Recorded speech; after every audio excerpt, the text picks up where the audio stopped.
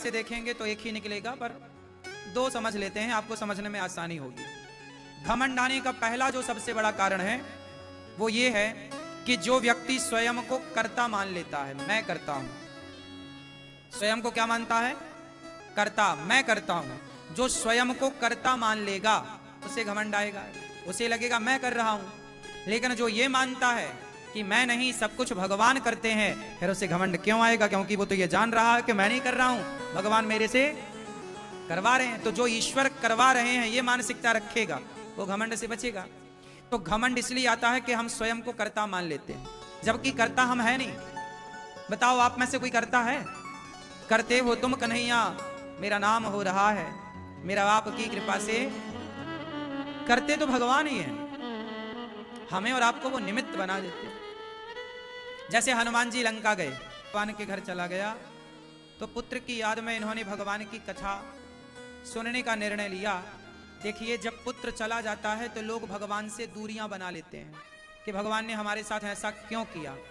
लेकिन भक्तों के यही लक्षण है कि हर परिस्थिति में प्रभु दिया भी तूने था, लिया भी तूने।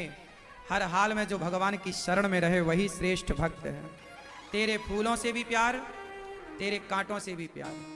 भगवान आपको सुखी रखें। मैंने समाज में लोगों को भगवान से दूर होते देखा है।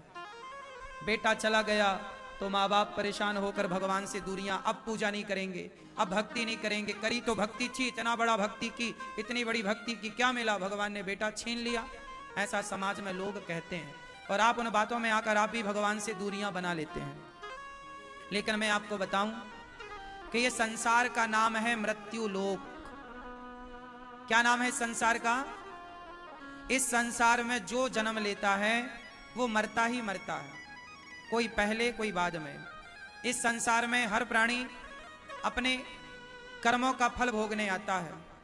जितने दिन ईश्वर रखना चाहें रखें, हम तो भगवान के बनकर रहें। जब तक उनका मन है तो रखें, उनका मन है तो बुलाएं। एक अच्छे भक्त का लक्षण क्या है?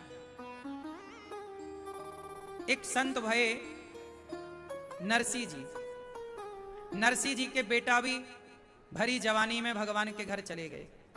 नरसिंह जी के बेटे की मृत्यु हो गई।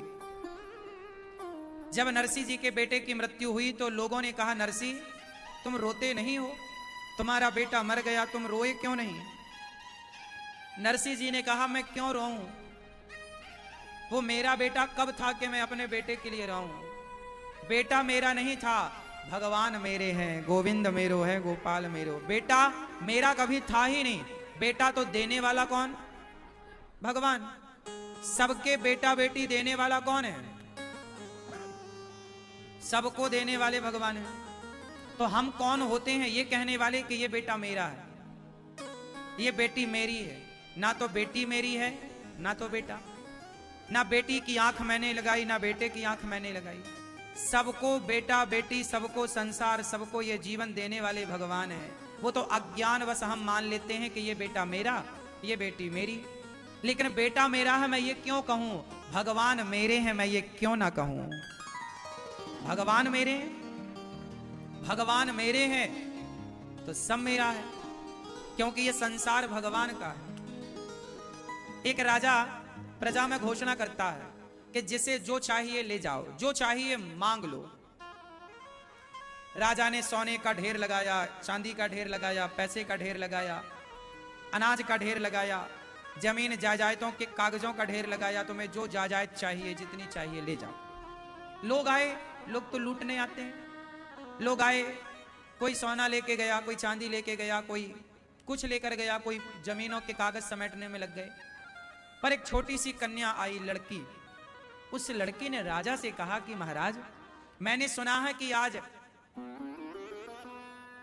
इन चीजों में आपने ढेर लगा रखे हैं, आप जिस चीज में हाथ रख दो वो आपका। राजा ने बोला, जो तुम्हें पसंद आए ले लो, जिस पर तुम हाथ रखो वो तुम्हारा। एक लड़की आई, लड़की बोली, राजा साहब मैं जिस पर हाथ रखूंगी क्या वो मेरा हो जाएगा? राजा बोले, बेटा सब लोग लूट रहे हैं, ले रहे हैं, तुम्हें जो अच्छा लगे ले जाओ, जाओ। तो लड़की ने किसी पर हाथ ना रखा, राजा के ऊपर हाथ रख दिया। बोले, मेरा कोई पिता नहीं है, क्या आप मेरे पिता बनोगे? मेरी कोई मां नहीं है, मैं अनाथ हूं।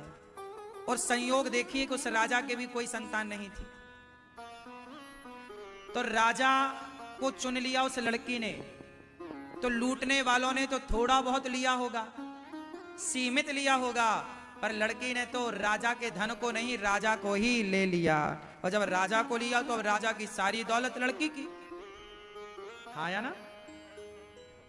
तो भगवान ने भी ढेर लगा रखा है, बेटी का, बेटे का, दौलत का, पद का, प्रतिष्ठा का। तुम्हें क्या चाहिए? कोई बेटा लूट रहा है, कोई बेटी लूट रही है कि मुझे बेटी मिल जाए, बेटा मिल जाए, दौलत मिल जाए, नाम मिल जाए, इज्जत मिल जाए। ये सब ढेर है।